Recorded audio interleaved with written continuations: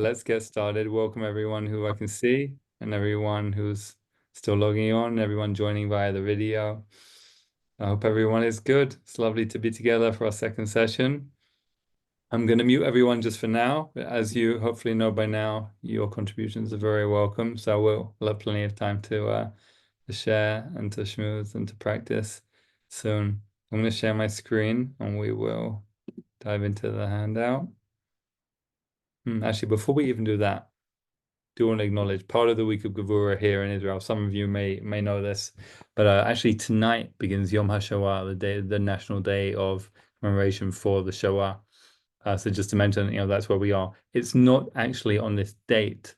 It's not supposed to be on this date, but it often gets moved if it falls out on Shabbat or close to Shabbat. So the actual day that it's supposed to fall on is the 27th of Nisan, which, if I'm correct, is Friday, because it's normally on Hod Sheba Gevurah, which is a very apt, as we'll learn together when we get to Hod. One of the aspects of Hod is preciousness or uniqueness of each individual, both in the side of celebration and glory, but also the loss of each individual. So there's something about commemoration on the days of Hod, as we'll see more when we get to Hod, but it's very apt. Yeah, now I'll share my sheet, just having acknowledged that. Maybe if it comes up again during the session, we can come back to it. So a few translations or attempts to explain what Gevurah is. Strength, that's maybe the most pshat, the most straightforward, surface level translation of the word Gevurah, how it's used most often in the Hebrew Bible, in the Tanakh, Gevurah, but also has all these other connotations in Kabbalah, especially restraint, judgment, and awe. Well, actually, let's start with judgment. Judgment is really din in Hebrew, but din and Gevurah are used basically interchangeably in a lot, if not all, Kabbalistic sources. So we'll see some of that, and we'll begin to understand the relationship between them. And awe is a different word altogether, yirah in Hebrew, specifically the awe of being seen in a penetrating way, like the idea being the infinite one can see right through you, can see all your thoughts and so on. Yirah is connected to seeing, the ra'ah, yirah, lirot. But we'll see there's a correlation the Kabbalists make between Gevurah on the left side of the tree of life and awe, and on the other side, chesed, which we did last time, chesed with love. And they say that we want to serve God, we want to try and cultivate the right balance of love and awe in our service. And not just in they say our divine service is everything you do. I was going to say not just in serving God, but in everything we do. But to them, everything we do is serving God. So in all of our life, we want to cultivate the right balance of love and awe. And as we'll see, that's just one way the tension between Gevurah and Chesed manifests. And remember, the shape of the tree of life is made up of triads. That means you have two things in tension, which are like siblings, which are always vying. Sometimes we need more of this, sometimes more of that, as we mentioned last time. And then ultimately they make a synthesis into the next level, which is Tiferet, which we'll do next time, which is the third week of the Omer. And basically we want to have healthy chesed in balance and harmony with healthy Gevurah to make healthy Tiferet. That's the ideal. But we're always having to work on a little bit more of this, a little more of that. It's a dance, it's dynamic. Let's start at the beginning with the creation of the universe according to the father of modern Kabbalah, the Arizal. And this is a very famous text because this is one of the first places, really the first one where we see clearly the whole idea of tzimtzum, which is now a pretty widespread idea in the Jewish world. The idea that when God wanted to make the world, the infinite one, the Ein Sof, as the Kabbalists call God, the infinite one, being infinite had a problem, which is if you are infinite, maybe some of you have the problem sometimes, if you're infinite, there's no space for anything else. So the infinite one had to do what infinite ones have to do if they want to make something else, which is they have to pull back, they have to make space. This is how it's described in this primary Kabbalistic text from around the 1500s. The point of Tzimtzum, divine contraction, is to reveal the root of judgments in order to permit the quality of divine judgment into the world. So here we see already the idea of Tzimtzum, contraction, pulling back, making space, connected to judgment. I'll finish the text and then there's more layers to add, but let's read through first. Know that the beginning of everything, the Big Bang, by the way, this correlates very well to the Big Bang. Know that the beginning of everything was one undifferentiated light, called the light of the blessed Ein Sof, the Infinite One. And there was no void or empty space, rather everything was the light of the Ein Sof, pure infinite light, nothing else. When it arose in his will to emanate that which was emanated and to create the creations for the reason that is known, for which he is known as compassionate and gracious and so on. And if there was no one in the world to receive his compassion, how could he be called compassionate or any of his other attributed titles? So that bracket is to say, God created the world according to the Kabbalists to be compassionate and gracious and to give generously and lovingly. That's what the Kabbalists all say. So, but if you want to give compassionately and graciously and generously, you need an object to receive that grace and compassion and generosity. So that's what's the reason that is known here. Behold, he contracted himself into the innermost central point of his light, and then withdrew that to the surrounding edges, leaving an empty space in the meantime. So the empty space, this is really interesting, something that I hadn't thought about before until I really got into this text. The contraction is actually happening in the middle with divine, the infinite one, around the outside. So it's like we're in an empty space in the middle, surrounded by divinity.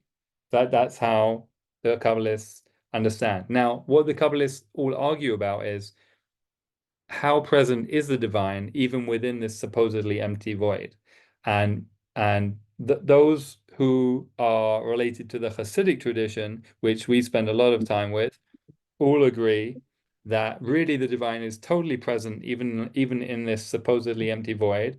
It's just that we are made to feel that that is not the case to make life challenging. Like we feel the absence of God to give us free choice, to give us challenges in life. But there are Kabbalists in the non-Hasidic schools of Kabbalah who say no, like actually the truth is God really did pull out and pull back, and we really are far away from God. And if we want to connect to God, we have to go through all kinds of processes and do the commandments, the mitzvot, the connections in the right way, and so on.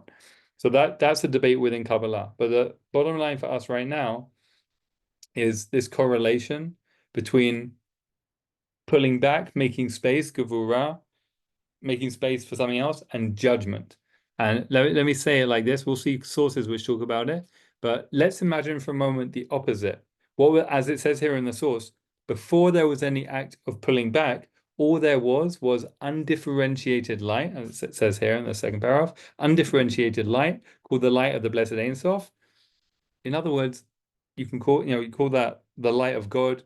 I would suggest and assume it's something very similar from a lot of Kabbalistic texts to what we call love, but undifferentiated. Chesed is undifferentiated. Pure chesed. Remember how we talked about chesed? Pure chesed is just pure oneness. If chesed is water, it just flows wherever gravity allows it to go. Water needs a container to actually do the right thing in the right place. To make the plant or anything else grow, you need the right amount of water in the right location, delivered through the right vessel, right? That's gevura. That's pulling back, that's making space. That's, as we'll see, one of the key qualities of gevura. Let's see some more text about this. It's from the Zohar, one of our foundational works of Kabbalah, earlier than the text we just saw. So he's talking here in the Zohar about the archetypes of Chesed and Gevurah. We talked last time how Abraham is the archetype of Chesed, and Isaac, Abraham's son, is the archetype of Gevurah. And we're going to see here the relationship between them. So it says in Zohar, Isaac, which is again Gevurah and also Din, same thing. Isaac comes through Abraham, who personifies supernal Chesed. So Isaac brings Chesed to all of creation, even though he personifies harsh Din. Just stop there for a moment. Imagine that Abraham was the only patriarch, and then imagine, God forbid, the story ended there. Like imagine Abraham and Sarah didn't miraculously have a child when they were incredibly old, right? Imagine the story was like they tried to have kids, it didn't work out. or God forbid something bad happened to their family, right? And there was no next generation. So Abraham is pure chesed, but Abraham didn't reach the whole world. The journey of Abraham, the Torah of Abraham, the message of Abraham would have just stopped and ended. That was it. You needed the next generation for it to actually carry on and reach the world. And the next generation was this vessel, this container of Gevurah Din Isaac. Carrying on, even though Isaac personifies harsh din, that was the last word I read. And then he says, and Rebecca is the wife of Isaac, Rivka. And Rebecca originates from the same harsh din. But despite that, she withdrew from them, the judgment, and joined Isaac. So although he originates from the side of harsh din, she is gentle din. If she were not gentle, the world could not survive with only the harsh din which Isaac personifies. So this is a fascinating idea about the relationship between Isaac and his wife, Rebecca, that she comes from originally the same quality of harsh judgment, harsh din, that her husband Isaac does. But she goes on a journey and she evolves into what the Zohar calls gentle din, soft or gentle judgment. And it says if it wasn't for this transition to being gentle judgment, the world could not survive because Isaac on his own is too harsh. So the world needed these archetypes representing these different energies.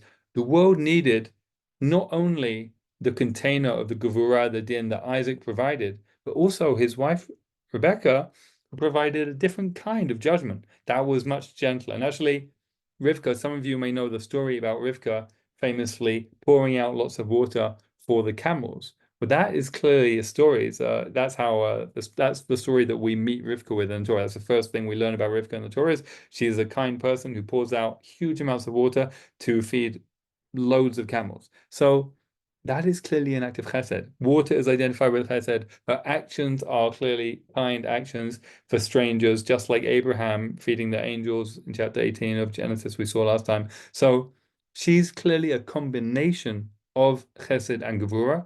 And the Zohar is saying, if it were not for that combination personified by Rivka, the world would not exist. She's sustaining the world by being this unique combination of these qualities.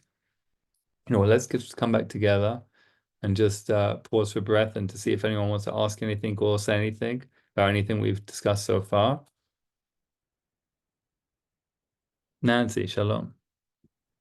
Racha. I'm not clear why Isaac is personifying harsh din.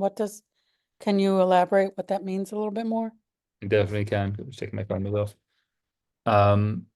First thing I want to say about all of the archetypes that the Kabbalists use, it's not that these people were perfect in embodying these qualities, certainly not all the time. It's more that when the Kabbalists look at the journey of the tree of life, they want to say, yes, our tradition is one where we brought these qualities into the world and we can learn how to do so from looking at key moments, key episodes in these people's lives. But let's talk about Isaac. I think he's the man of Gevurah, of Din, and that's what this class is about.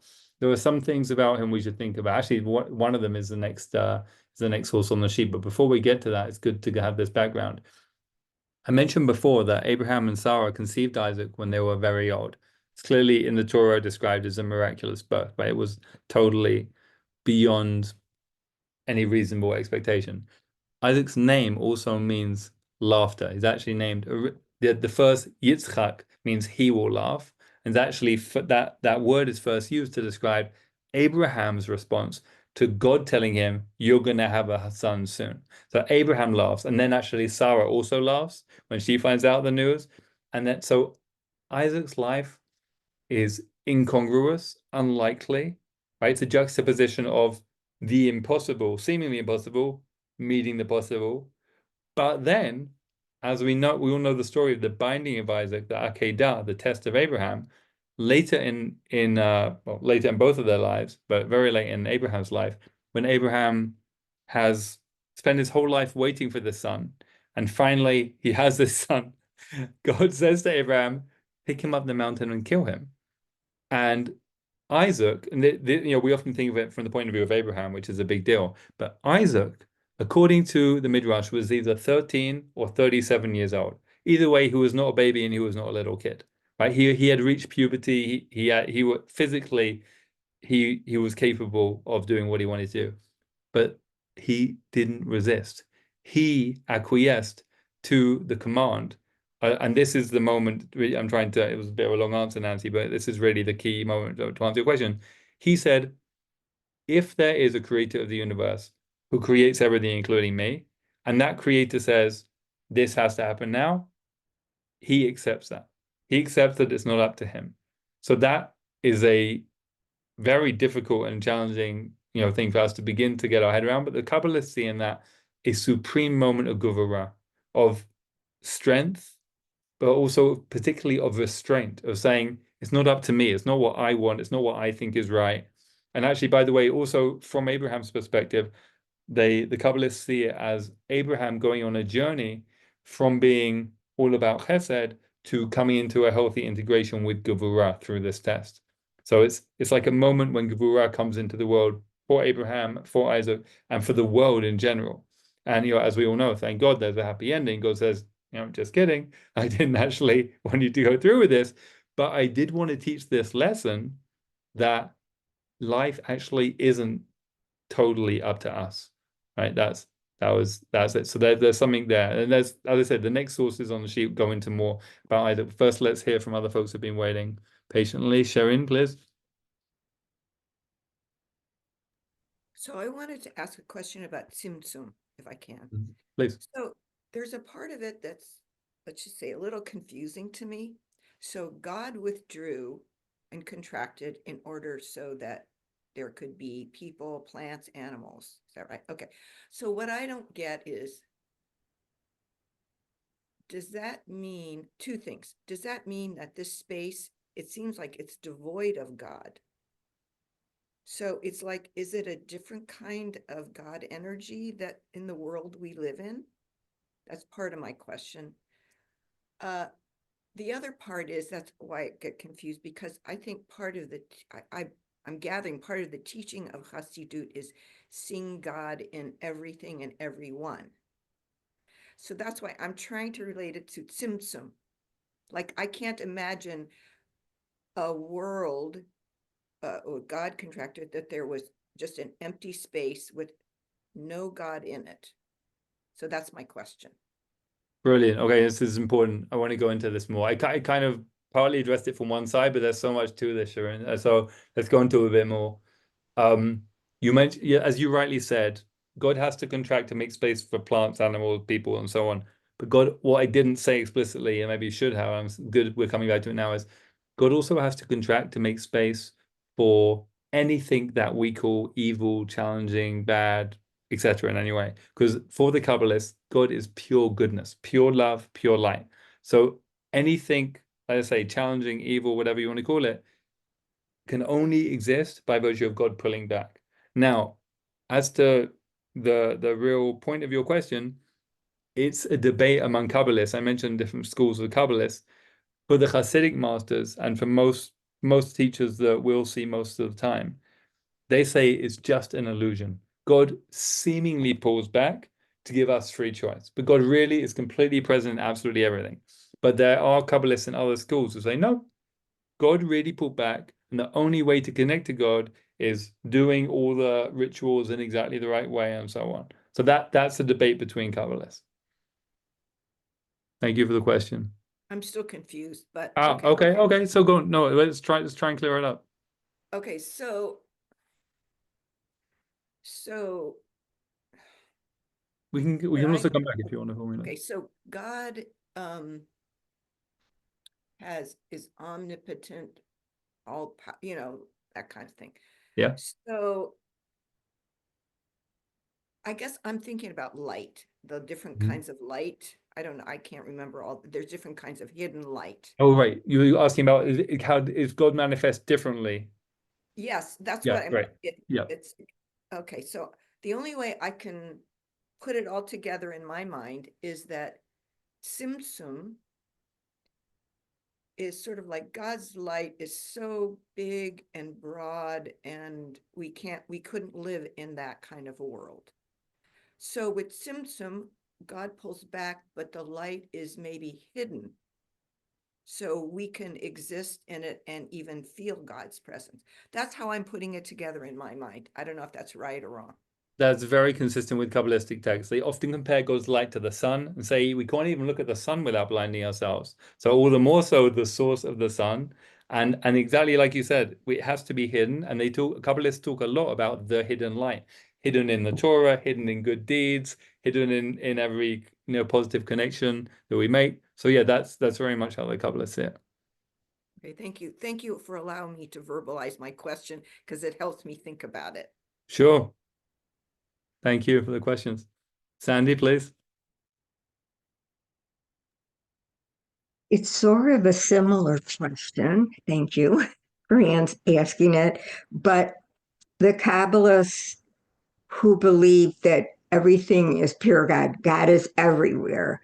And then you said there's another group that feels like we have to do certain mitzvahs and study to get to God. Now, they're Kabbalists also? Good question. Yeah, they are. They are Kabbalists of the non-Hasidic variety, and yeah, they just have a less emotionally based view of the whole Jewish practice, essentially.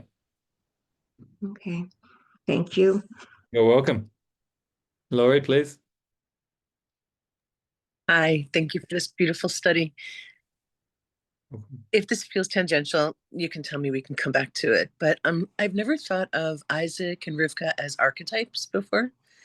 And especially as we're studying Gevurah and Chesed and the mix of Gevurah and Chesed, I'm trying to think of archetypes I've had in my head, and I'm coming up with like Kuan Yin and Ganesh in Eastern philosophy. And where Kuan Yin I always think of as like just pure Chesed, gentle Chesed. Ganesh is like Gevurah, but my question is, I'm really trying to make sense of this.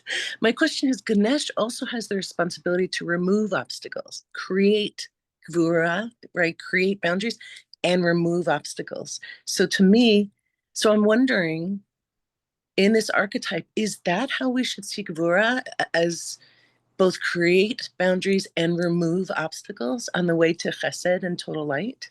Do you know what I mean? I do know what you mean.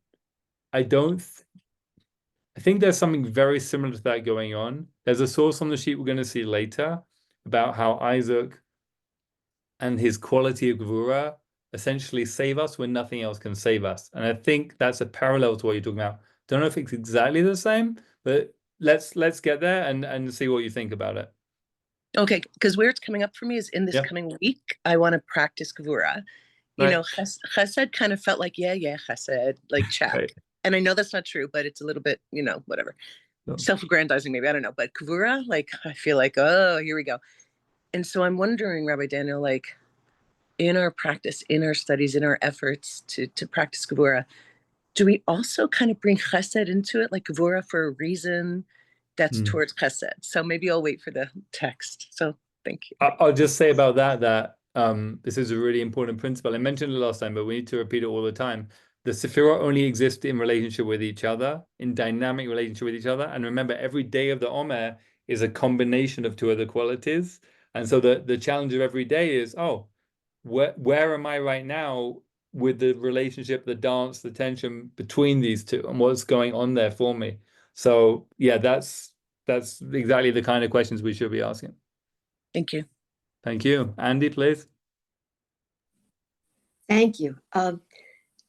Something you said reversed my image of Tzimtzum completely. It did a 180 for me, and it really helped me deal with the kinds of things that Sandy and Shireen are mentioning.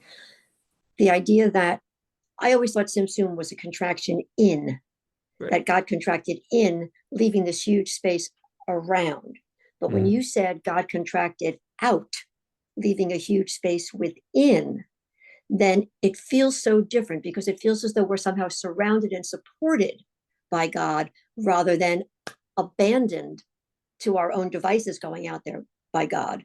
And so while I can't articulate exactly how that helps me understand the presence of God.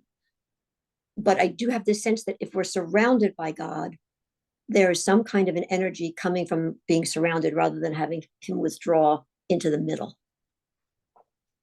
Amen. Yeah, I had to read that text myself many times before I really got what you're saying. It's so deep. The Kabbalists call this the principle of being held by Yeah. by a surrounding energy, like you're saying, a makif, something. So yeah, exactly like you're saying. We're not just, left to our own devices. We feel that we are. That's the illusion that the Hasidim say. We feel like we're abandoned, but our job is to realize that we're not. Yeah, that's a beautiful image. Thank you so much for that. Thank you. Yeah, thank you, the Ariza. I know Chaim Vital for writing it down. Liana, please. Hello.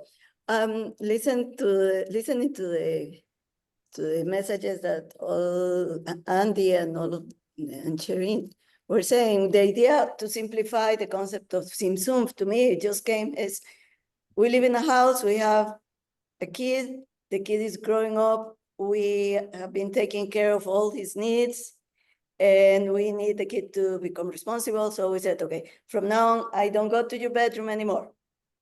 It's your space. We don't care. And we try to don't open the door because it's a mess.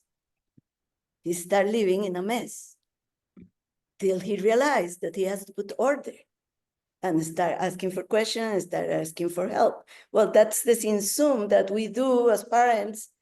We just contract, but support.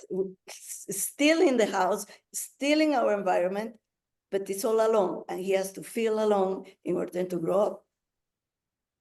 Liana, that is perfect and beautiful. I absolutely, yes, in every way. That's an image that the parental image is an image that the Hasidic masters use a lot. I'm just going to see if I have a book I want to show you along these lines. If it's right here, I can show it to you. Yeah, good. Okay, it's right here.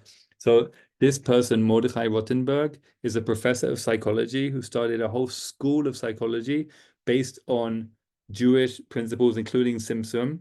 This is a wonderful book, very, very short and small. This is probably his most accessible book. Some of his other books are harder to read. This is short and relatively easy to read. And it's about the idea that Liana just said, but how this idea, here, I'll put it close to the camera, how it applies. Okay, you know what? I realize maybe I need to pin. Here you go. There, now you can see it. So now you can see it. So yeah, it applies that idea that Liana just said so beautifully to many different aspects of our lives.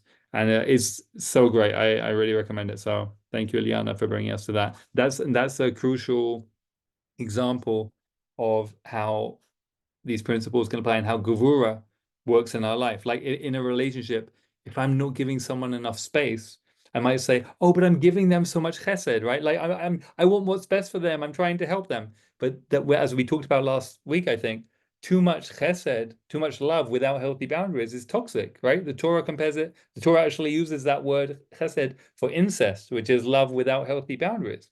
So completely. Okay, let's carry on because we have so much more to see, including relating to all the wonderful questions and insights people shared. Okay, so Isaac, this is a quote from Genesis. The child, Isaac, Yitzchak, and the child grew and was weaned. And Abraham made a great feast on the day that Isaac was weaned. Now, this is fascinating. Isaac is the only person in the Torah who we are told in the Torah that he's weaned. Now, there's someone else in the Hebrew Bible, in the Tanakh, later in the books of the prophets, who we're also told about his weaning, and that's Samuel. Isaac and Samuel, we read about them both on Rosh Hashanah, which is what's Rosh Hashanah also called in rabbinic literature? The Day of Judgment, Yom Hadin, Gevura Din. So this quality is very connected to these two people, Isaac and Samuel. Well, let's stay with Isaac for now. And let's think for a second about what is weaning. Weaning means I was just dependent on one source of food that I had to be physically around all the time. And that source just flowed and flowed and flowed and flowed. And as long as I was around it, I always had enough, but I always had to be there with that source. I could never be independent. That actually really relates well to what Eliana was saying, right? About the kid growing up. If you want the kid to grow up, the kid has to be able to be more than 5 meters away from the source of food, right? So you have to wean the kid if you want it to be a healthy, individuated, one day grown up adult, right? So let's look at the Hebrew word for weaning. This is very beautiful. Gamal. A few things about this word. First of all, I highlighted it there in Hebrew, Gimel Mem Lamed. The simple meaning of Gamal is a camel. What is a camel? It's the animal which allowed people to travel longer distances because it was weaned, in the sense that a camel doesn't need to be given water all the time. Like, unlike horses or other animals, we have to constantly feed them like a baby with the mother's breast, right? The camel, you feed it once at the beginning of your trip. You have to feed it a lot, as Rivka found out in that story, which she was feeding the camels, right? You feed it a lot, and then the camel can go for many days in the desert, very far, thereby allowing people to travel further than they've ever traveled before. Right, the camel is a breakthrough in interstellar travel, you might say, right? It's the warp drive in Star Trek. So that's one meaning of this word. Also, interestingly, when we do chesed, when we do acts of kindness, and this was mentioned in a source we didn't have time to read on last week's sheet, maybe some of you saw it from Tomer Devorah, he gives examples of kind things that people do, comforting the mourners, visiting the sick, helping people who want to get married, all these, like, kind of like stereotypical archetypal acts of kindness. We call that in Judaism, we call those acts of kindness gemilut chasadim. Now, you can translate that as bestowing chesed, bestowing kindnesses, but really the root meaning of the word gemilut is weaning. What you're really doing is the highest intention behind real chesed is to create someone who is self-sufficient. Some of you may have learned about the different levels of tzedakah, which is translated as charity, but really means justice, of giving money to or help to those who need it.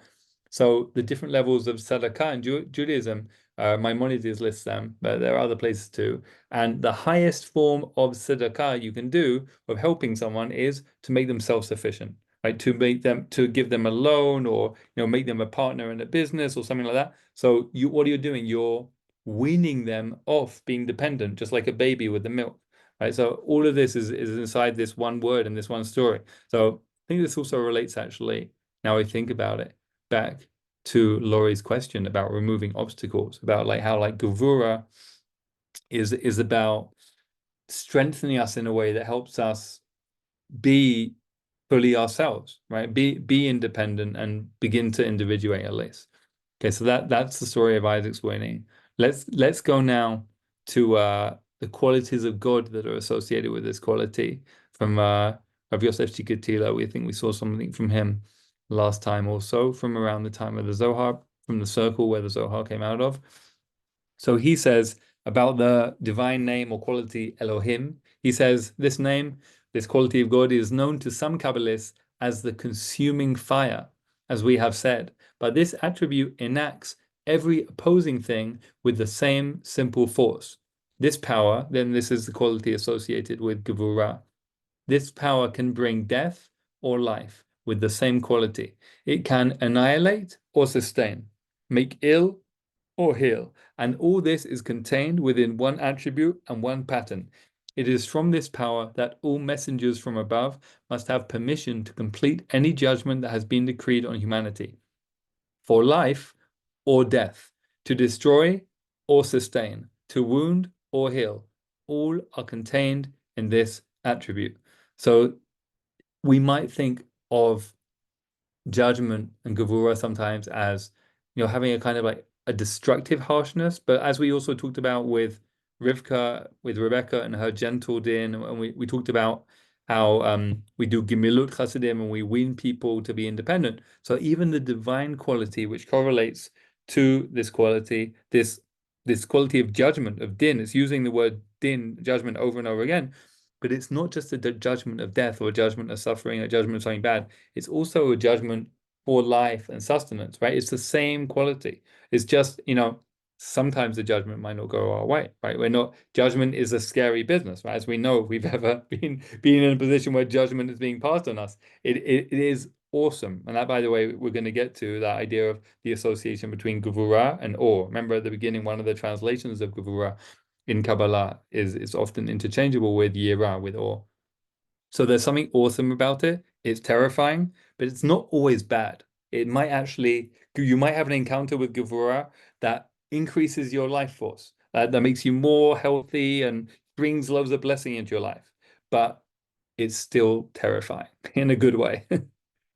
Okay, let's see something here about how this might manifest in a relationship from Esther Perel, Mating in Captivity. She says, the grand illusion of committed love is that we think our partners are ours. In truth, their separateness is unassailable, and their mystery is forever ungraspable. As soon as we can begin to acknowledge this, sustained desire becomes a real possibility. So remember we talked before about the binding of Isaac, the Akedah, Abraham's big test. If somebody thinks they have a kind of like entitlement to their own life, but also their partner or any other person, like, oh, I know them, I own them, they are, fully revealed to me. If you take them for granted basically in any way, then there's a lack there. You're not appreciating that actually all of ourselves and everyone else is an infinite mystery. As she says, that mystery is forever ungraspable. And once we actually accept that, she says, then you can really desire something. Then you can really love something. So this is also about the paradox, the relationship between chesed and gevura. You might think, oh, if I really love life, then it's being in a state where all the time I think everything is just one, right? Everything is one, everything is love. No, this is saying, and the tree of life is saying, if you really love life, you have to respect the separateness of different people and the need for healthy boundaries, and how a blue flower is not the same as a red flower, and the sky is not the same as a tree. If you really love life, you have to really love and respect the details being separate from each other. And at the same time, hold the context of how they're all part of a oneness, right? That's the dance. Let's carry on. There's a practice now. Let's come back together. What I'll do is I'll copy the prompt into our chat on Zoom. Let's do this practice. These are prompts for silent reflection or for writing, drawing, or any other creative practice that you feel moved to do. And there are two different ways of doing it. One is examples of boundaries that others created for me and how that worked out. And the second set of questions is about boundaries that I've created, that we've created ourselves, and how that worked out. So you can do one set now and one set later. Just looking at the time, but this is important. Let's take 7 or 8 minutes for this. Let's take 8 minutes, and then let's come back together, and then we'll see where we are. I'll write in the chat. Here's the prompt in the chat, and I'll write also the time for coming back in 8 minutes.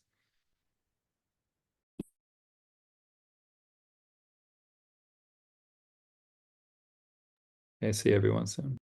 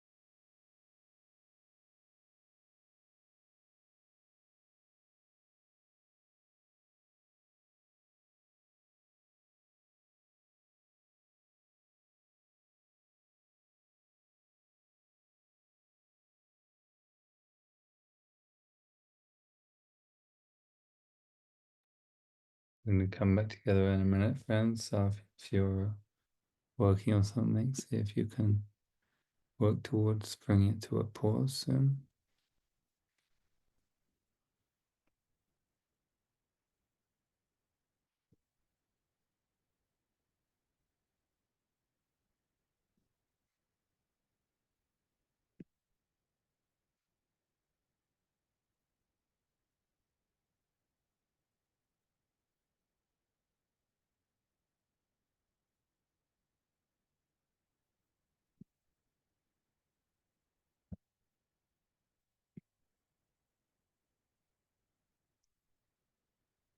Welcome back.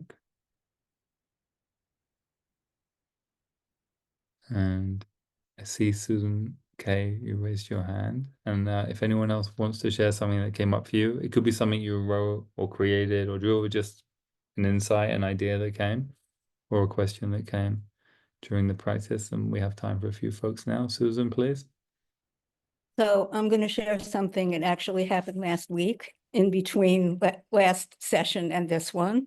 And it's so related to everything we're talking about today. So my life partner, Lois, is always telling me that I'm very mean to myself, and I just blow it off.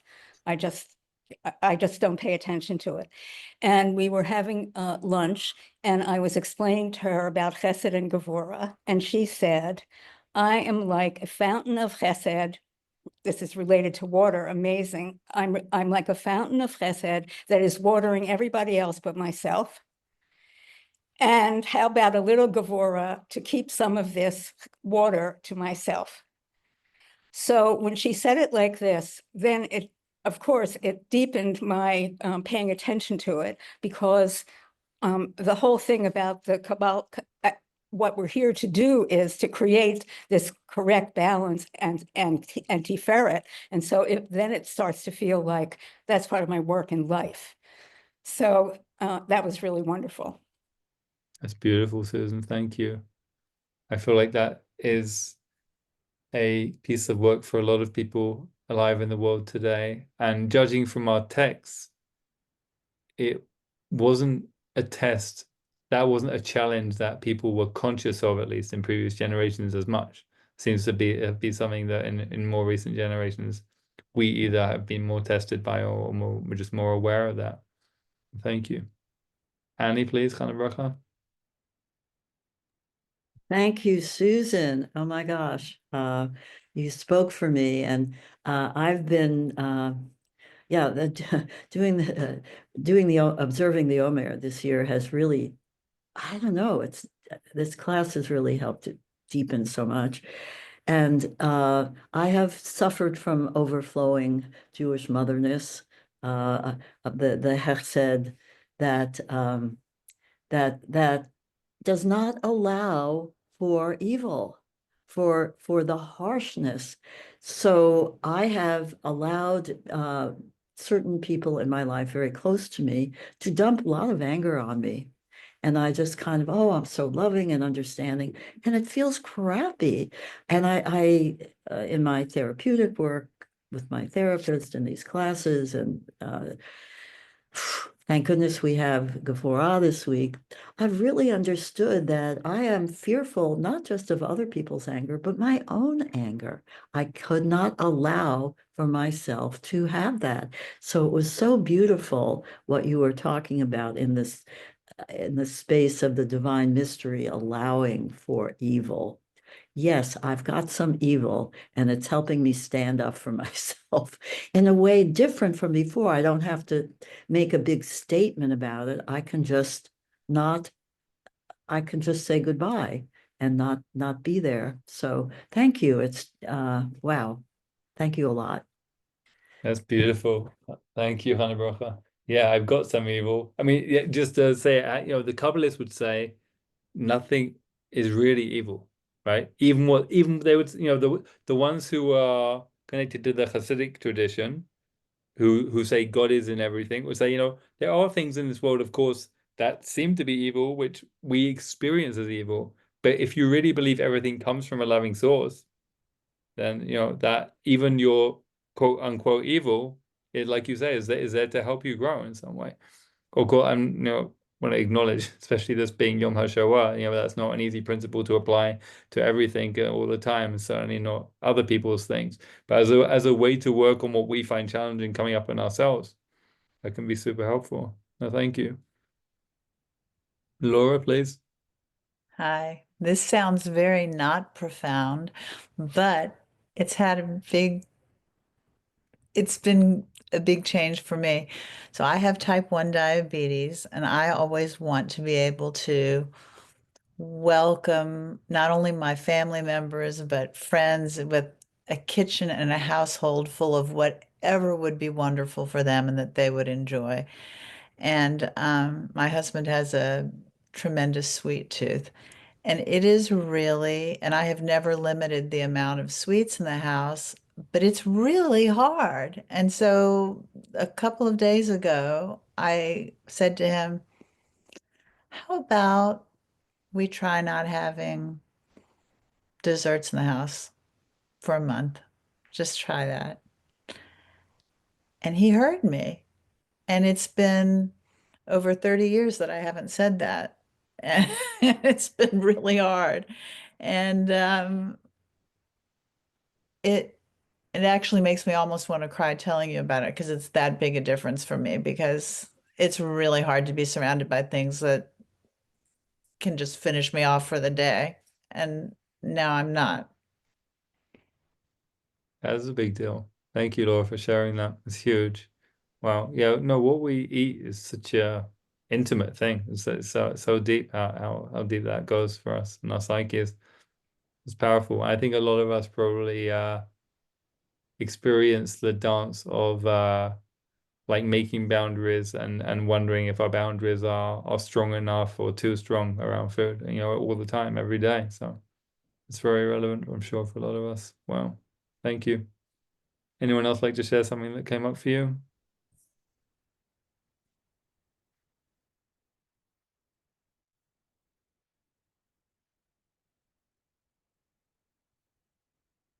Nancy, please.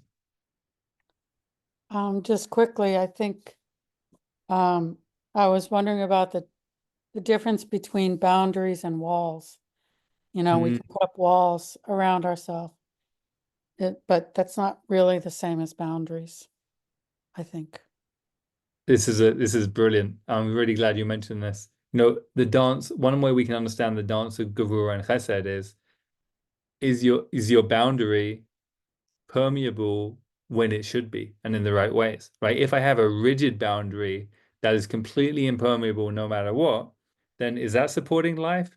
Probably not, right? Like, think of the cells that we're all made up of, trillions of cells in our bodies.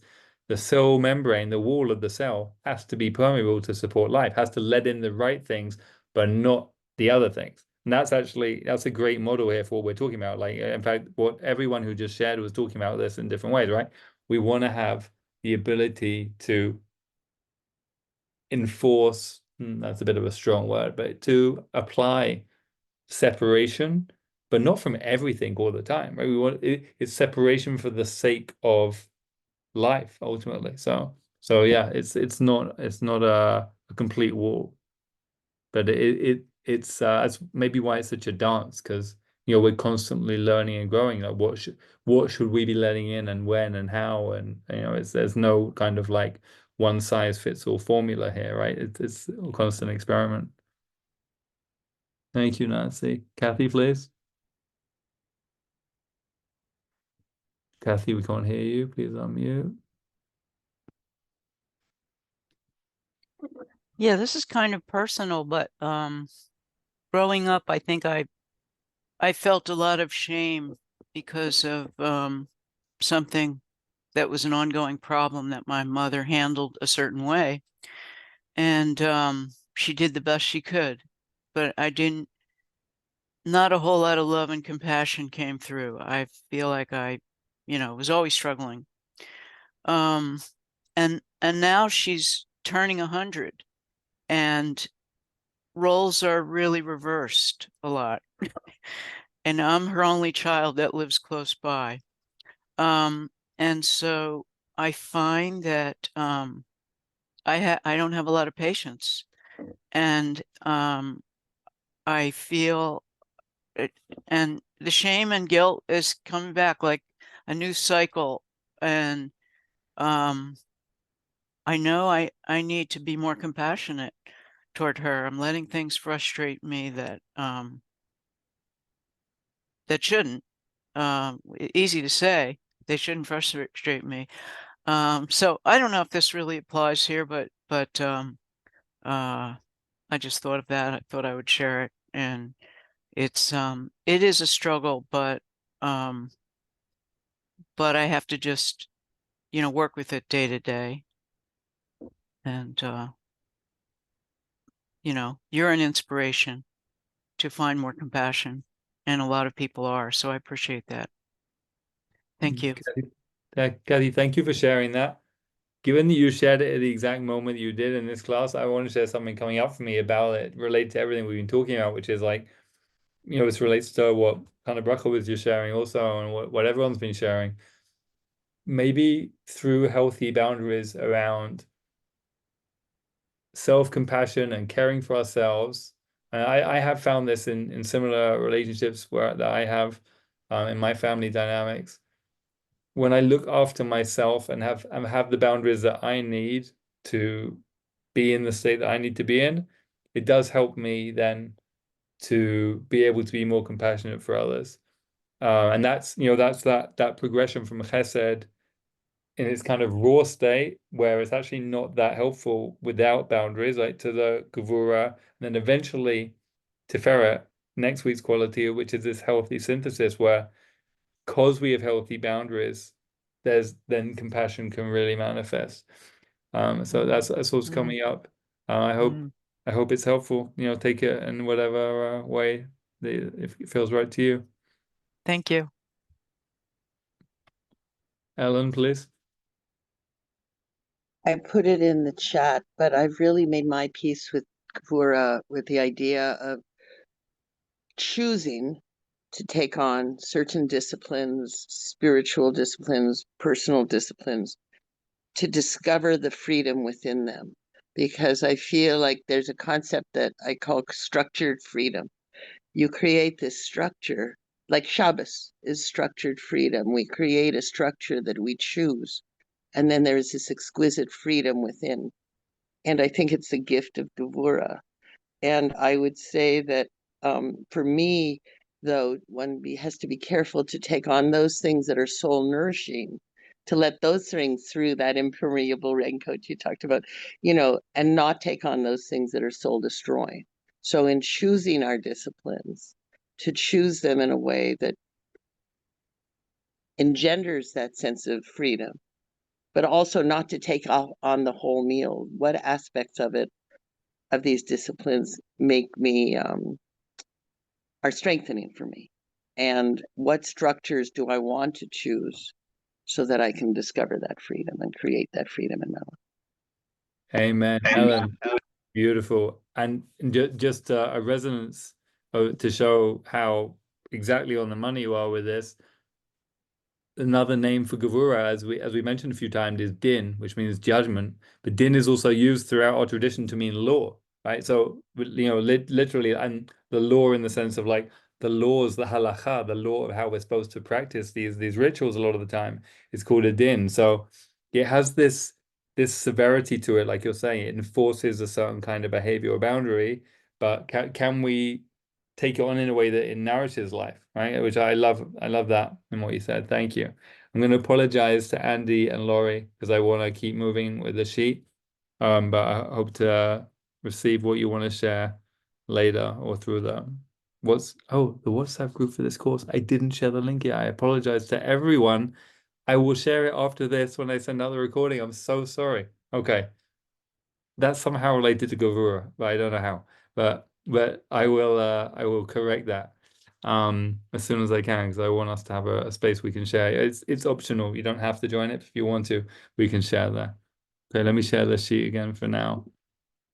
Okay, so I mentioned that one of the other names for Gavura is Yira, and this is a primary source from another great Kabbalist from Sfat in the 1500s, Rab Moshe Cordovero, where he says unspecified yira, meaning like whenever we have a Torah source, a teaching that's talking about yira and doesn't tell us very much else about it, he says that's the same as gevura.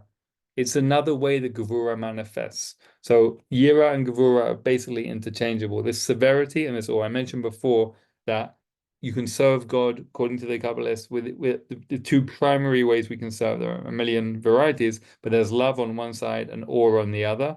So awe is gevura. And he says, for this is where the essence of yira comes from. So awe actually comes from this awesomeness that I mentioned before of, oh, wow, there is something that is not me that is in charge. Something that is not me created all this, right? There's a separateness there. I am not the whole universe. There's something outside of myself. Yira, remember I said before, so also connected to the word for seeing, lirot, to see, sight, vision. So I am being seen by something that actually is omniscient and omnipotent, can see everything, can see my thoughts, see my feelings, see inside me. And that infinite thing is awesome. So there's a connection there. Carrying on, and Yira is also called awe of the divine. So that's the specific way I'm talking about it. And the Shekhinah, the divine presence, is from the side of Gevurah, and she is called Yira. So Shekhinah, the divine presence in this world, the Kabbalists say is a feminine quality of the divine. God manifests in this world as a feminine presence, Shekhinah. And that, but by the way, Shekhinah is also a whole Sefirot, where it's also called Malkut or sovereignty or kingship. So we'll have a whole class just on that. That's the whole final week of the Omer.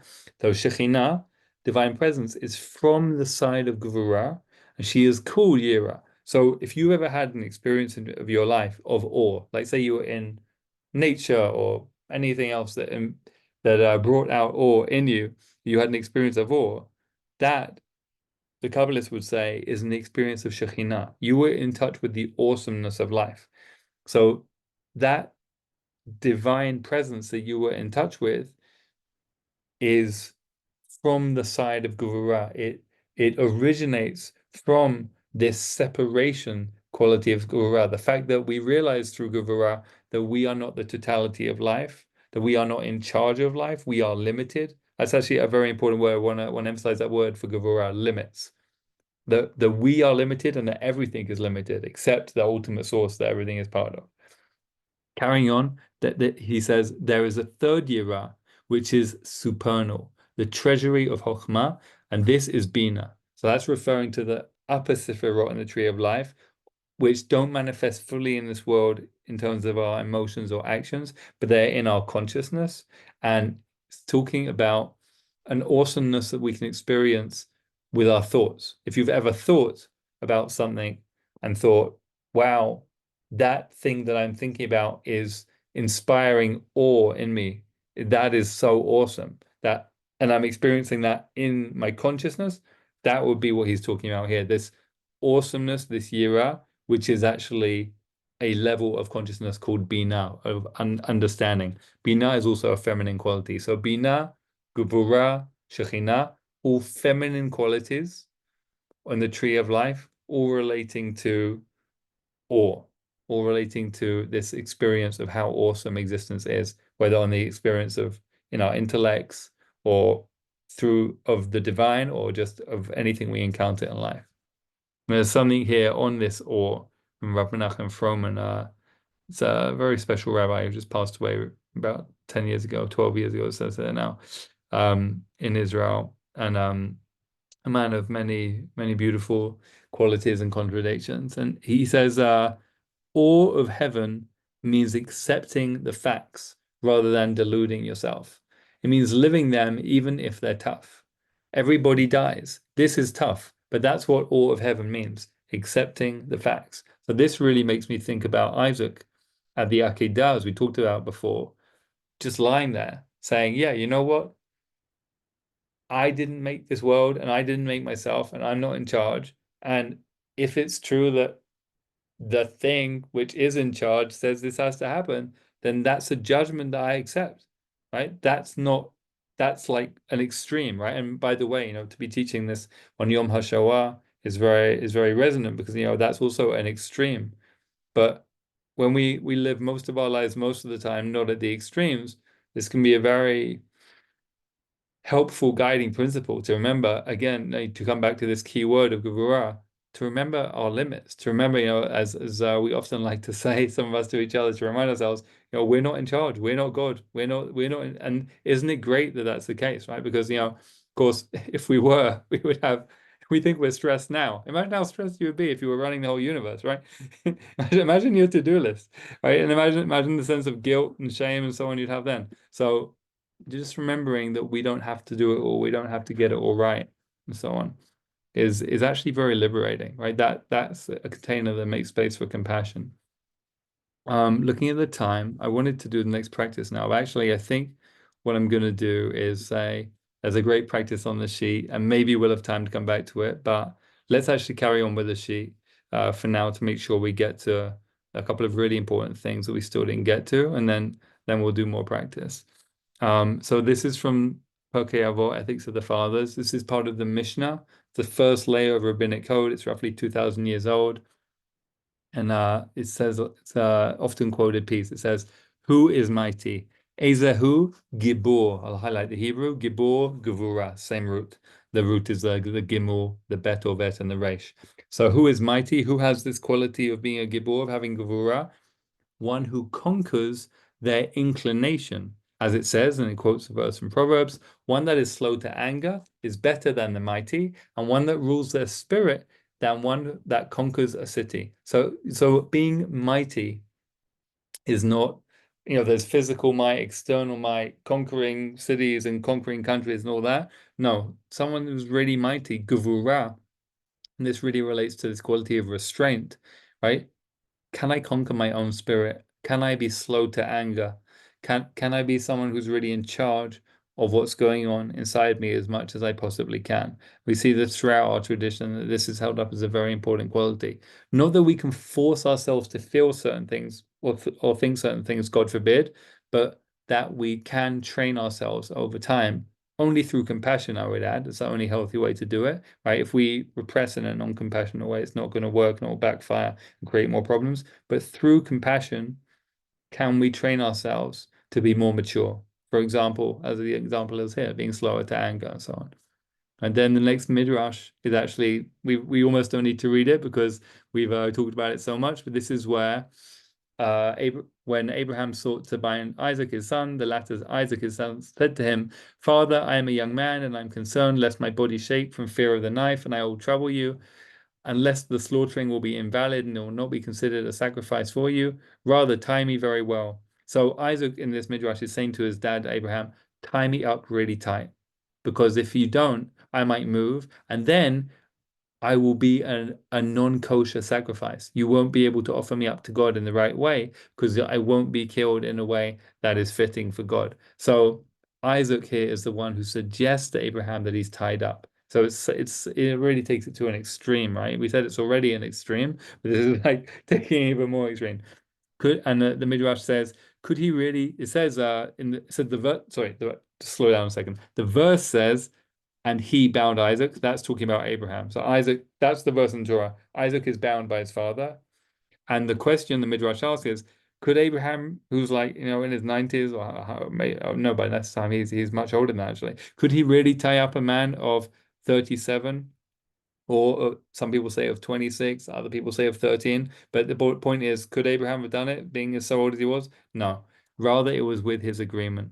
So Isaac chooses to restrain himself, to create this boundary for himself, to be fulfilling what he considers to be the divine will in the best possible way. That's that teaching.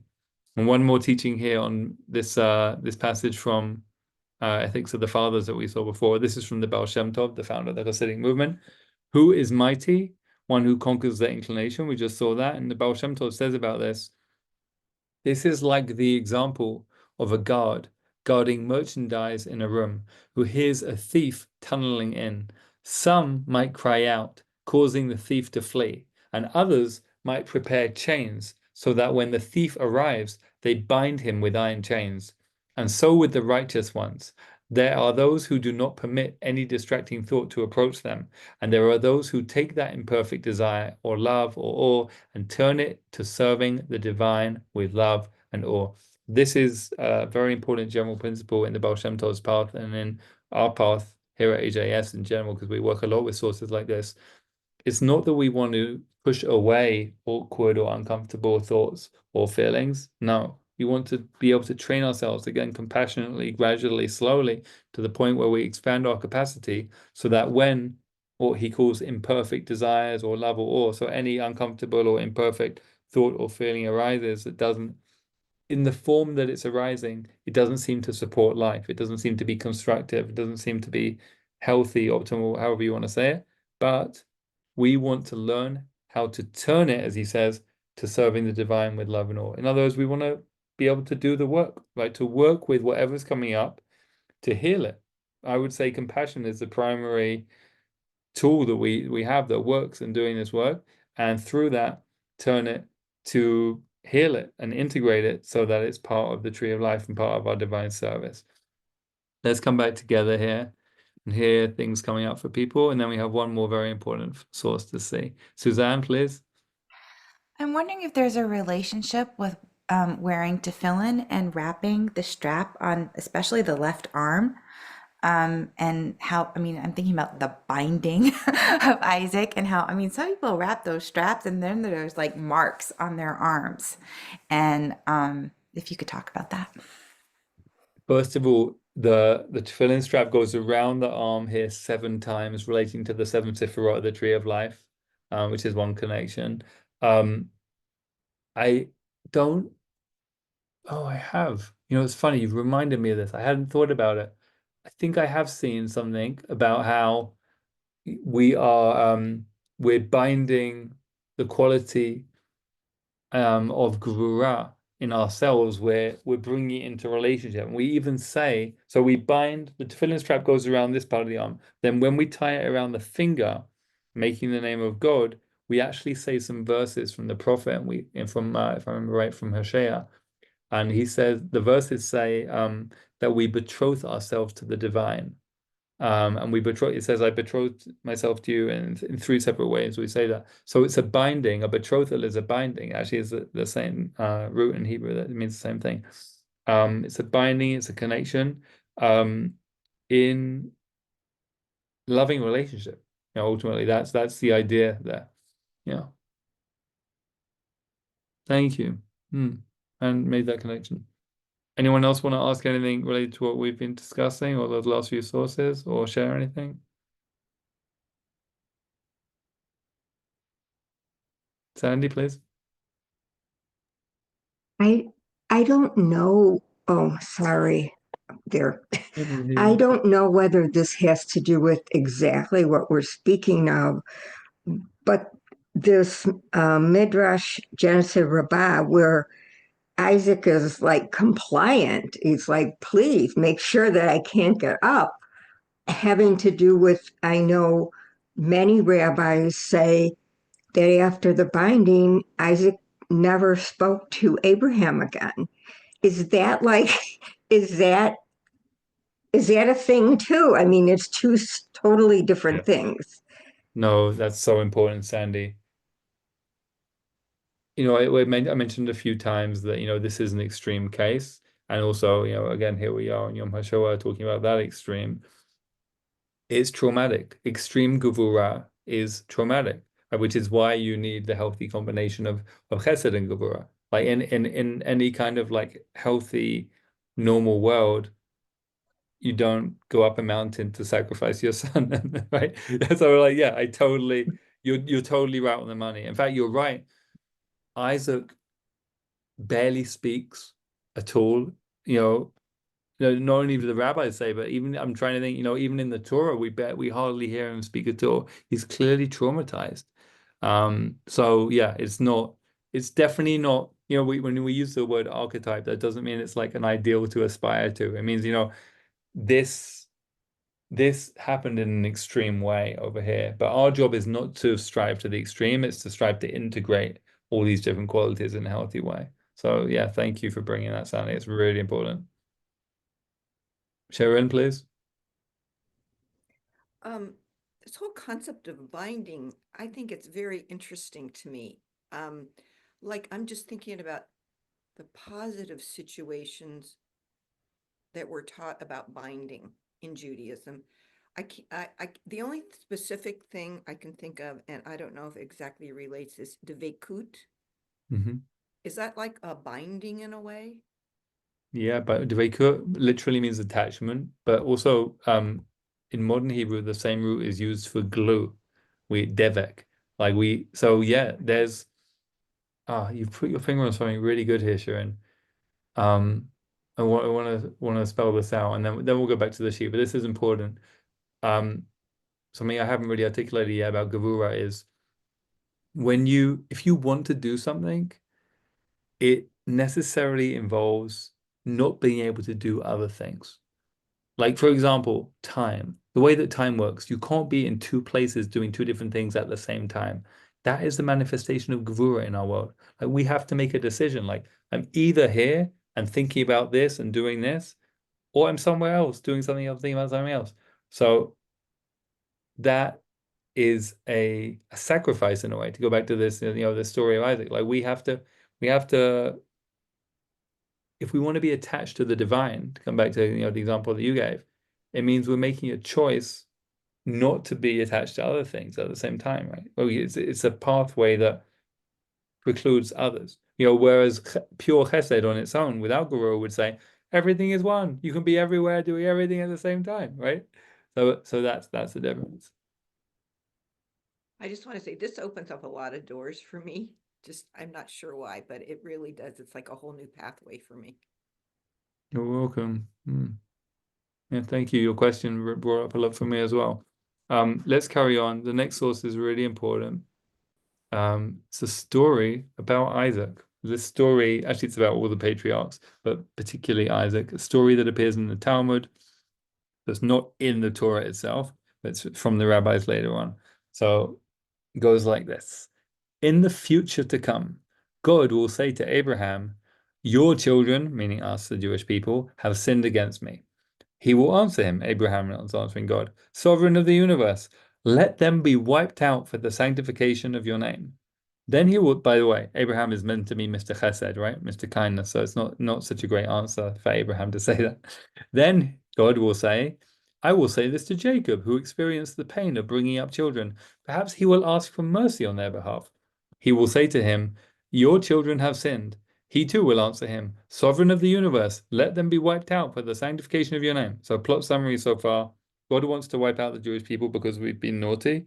And he says to Abraham, who, this is like in some kind of heavenly conversation, Abraham, what do you think about me wiping out the whole Jewish people? And Abraham says, yeah, great. They've been bad. They've sinned. Wipe them out. He asks Jacob, he says the same thing. Okay, carrying on.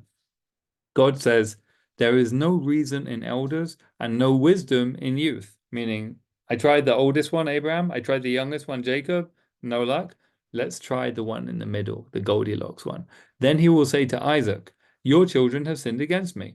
But he, Isaac, will answer him, Lord of the universe, are they my children and not your children? When they gave precedence to we will do over we will listen before you, you called them my son, my firstborn in Exodus. But now they are my sons, not your sons. Moreover, how much have they sinned? How many are the years of man? 70. Subtract 20, for which you don't punish, because the law in our tradition is that you're not culpable, you're not punished for anything you do up to the age of 20, because you're not considered to be able to stop yourself doing stupid things, which is very charitable and true. Subtract 20, for which you don't punish, and there remain 50. So that's kind of average age in biblical law is, we live till 70s. Take off the first 20, you're left with 50 years. Subtract 25, which comprise the nights. Half the time we're sleeping, you're left with 25 years. And there remain 25. Subtract 12 and a half of prayer, eating, and nature schools, going to the bathroom, and there remain 12 and a half. If you will bear all, that's fine. If not, let half be on me and half on you. And if you say they must all be on me, then remember, I offered myself up before you. At that point, the Jews will start to say, for you, Isaac, are our father. Isaac will say to them, instead of praising me, praise the Holy One, blessed be he. And Isaac will show them the Holy Blessed One with their own eyes. Immediately they will lift up their eyes on high and exclaim, you, Lord, Hashem, God, you are our Father, our Redeemer is your eternal name. So what's going on here? Okay, it's a fantasy the rabbis have, or I mean, maybe it's going to come true, maybe I shouldn't say it's a fantasy, but it's a story the rabbis have about what's going to happen in the future. God wants to wipe out the people. Abraham, Mr. Love and Kindness, Mr. Chesed, sees nothing wrong with that. Abraham says, yeah, fine, yeah, go ahead and wipe them out. After all, if they've sinned, they deserve it. Jacob, who is, by the way, the archetype we'll see next week, Jacob Yaakov is the archetype of Tiferet, which is also called compassion. So he's meant to be Mr. Compassion, and he says, yeah, if they've sinned, wipe them out. But Isaac, who is the archetype of Din, judgment, and Gevurah, severity, says, no, God, I'm going to argue with you about this. And his argument, if any of you are familiar with Abraham arguing with God over the people of Sodom, saying, no, God, you can't wipe out the people of Sodom. This is in chapter 19 of Genesis. You can't wipe out the whole city. What if there are 50 righteous people in it? Okay, what if there are 45 righteous people in it? So on and so on. This conversation here is like a reverse, maybe a parody of that conversation. Isaac is saying, first of all, they're my children, God, they're your children, right? The children of Israel are actually your children. You call them that yourself. So he's like putting it back on God. But then how long do they live? 70 years. Okay, take off 20 for this and take off 25 for that and take off another 12 and a half. We're left with only 12 and a half. And the structure is very much like a joke, right? You know, it's very, very much has a comedic sense to it. Like that's why I think it's like a parody. But then the punchline is also very serious. Remember Isaac's name, Yitzchak, means laughter and joking, right? So it's a joke, but it's also very serious. Because the punchline is Isaac saying to God, if you say, God, that all of the sins of the entire Jewish people have to be on me, then that's fine. When Isaac says here, remember, I offered myself up before you, he's saying I can take it. Because I am that archetype.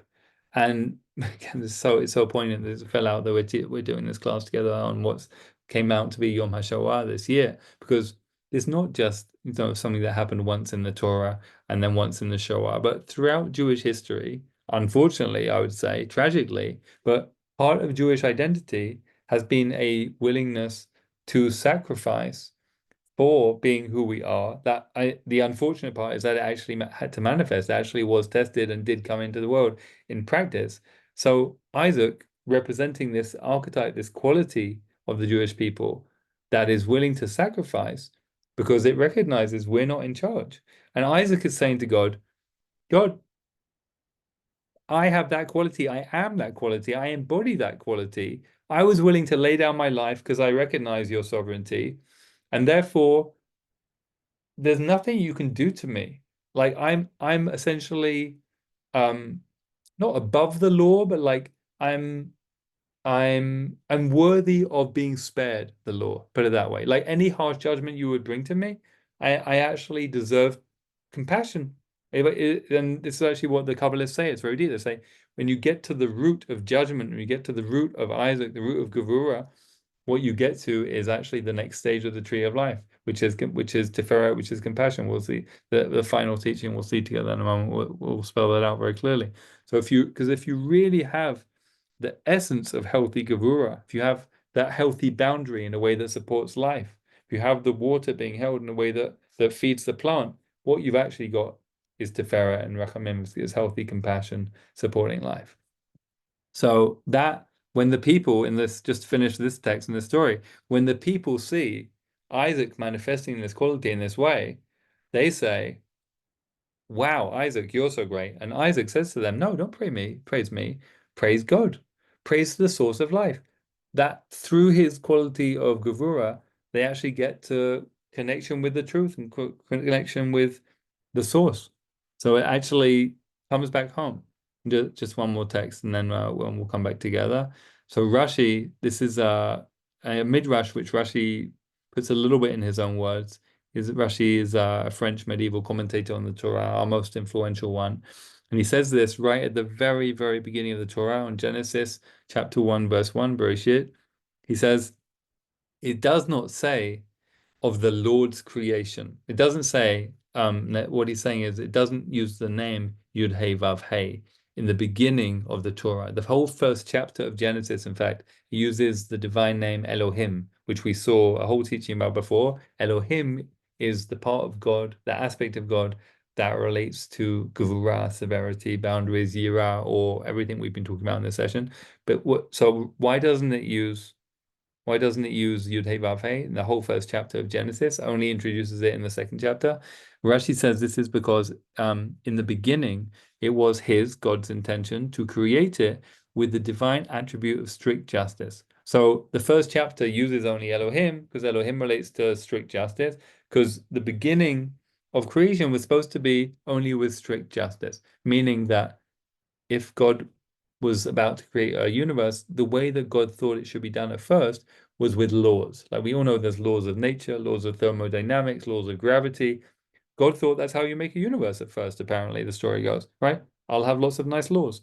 But it says, God perceived that the world would not endure, so he preceded it with the divine attribute of mercy or compassion, that's Tiferet, Rachamim, and joined it with the strict attribute of justice. And that is the meaning of that which is written, on the day Lord God made earth and heaven. So then what happens later in the Torah is Hashem, which is Yud Hey Vav Hey, which is compassion, is put together with Elohim, which is Din. So to put it into very plain English, I know there's a lot of jargon here. God originally created the world, or God originally intended to create the world only with strict justice, because God thought you want a universe based on laws. But then God realized it wouldn't work, it wouldn't endure, it wouldn't last. So then God put compassion first. God put compassion first and joined it with law, and then the universe would endure. We're almost out of time, so I'll come back together. First of all, I'll say we're actually gonna, that teaching we just saw just now, if you didn't fully get every word of it, that's fine, because I did rush it a little bit because we're running out of time, but it's actually going to be the beginning of next week's session too, because it's about the journey from that we've been doing throughout this class, from Gevurah to the next level, to Tiferet. So that's the transition that we're going to go through together again, also in the next class. I really wanted to have time to do the final practice. I hope that we might, but I say that didn't happen. So I'm gonna just ask for forgiveness and ask that if you can in your own time, folks can take on looking at the practices on the sheet and doing them in whatever way feels right to you. And for my part, I will open that WhatsApp group and share the link when I share the recording, and that way folks can connect and share, and maybe share your experience of the practices if you had a chance to do them. That would be wonderful. Does anyone want to share any last insight that came to you during the last section of text in the last couple of minutes?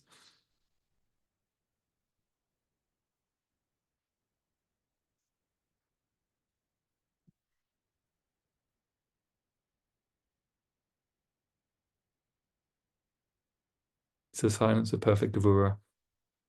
It was a really lovely class. I have to say, everyone who shared, thank you so much for what you shared, and thank you everyone for your presence. And I'll be in touch. I'll send things out, and wish everyone a meaningful day. If you're practicing with Yom HaShoah, if you're conscious of that, wish you a very meaningful day and a meaningful week of Gevurah, and Shabbat Shalom when it comes.